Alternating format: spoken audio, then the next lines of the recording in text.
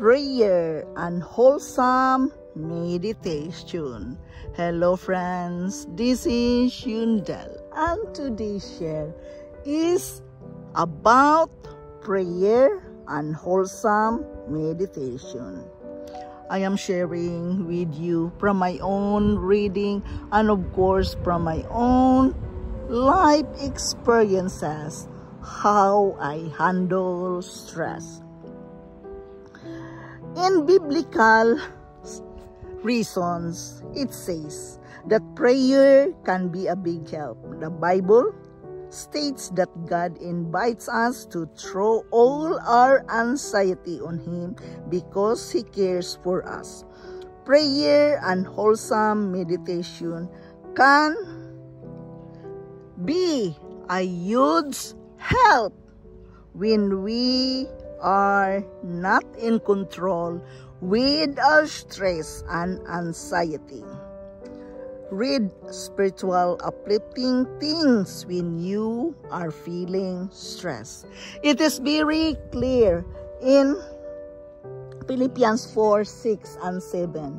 Do not be anxious about anything, but in every situation, by prayer and petition, with thanksgiving, present your requests to God, and the peace of God, which transcends all understandings, will guard your hearts and minds in Christ Jesus.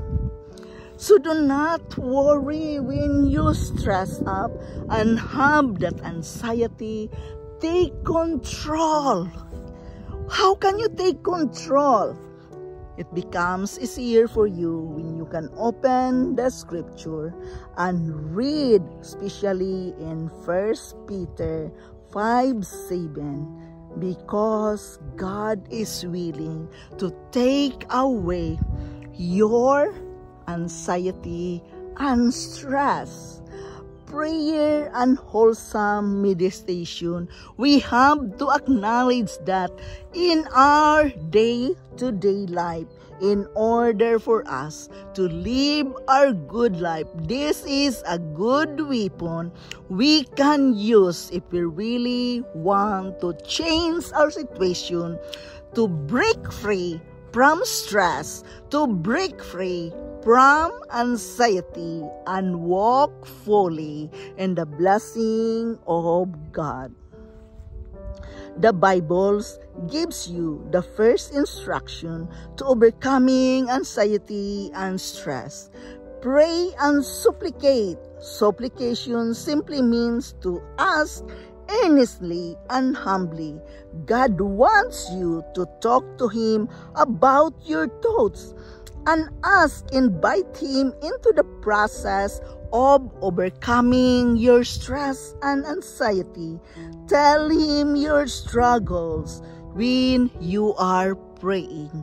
Therefore, we must put that into our lifestyle, the prayer and wholesome meditation. Try prayer, meditation, mindfulness, and relaxation techniques to help you relax and focus your thoughts and find peace of mind. It is very important that we can keep a journal as well. Journaling will help you express your feelings and record your progress. Write your feelings, name it, and write it down in a journal. We must be aware some of practical things as well to be free from stress and anxiety. To be free with that, try to breathe slowly. Deep breathing can help lower your blood pressure and heart rate. Listen to the music. Take a quick walk. Find the sun. The sun is very helpful for us. Give yourself a massage. Stretch out. Rub your feet over the bowl and soak your body into a warm hot tub. And understand that practice mindful meditation is very important. You have to understand the goal of mindful meditation is to keep your attention on things that are happening right now in the present moment.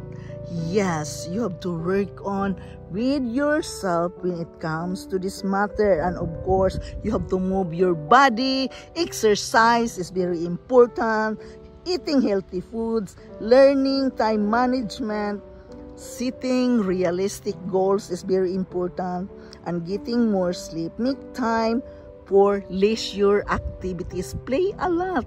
It's not that you are old already, you cannot play. Play a lot. It really helps you to break free of stress, anxiety, and walk fully in the blessing of God when you are so grateful for Him. This is Yundel. Thank you for listening. Thank you for dropping here in my channel. I am very grateful to each and every one of you. I love you all, and bye-bye.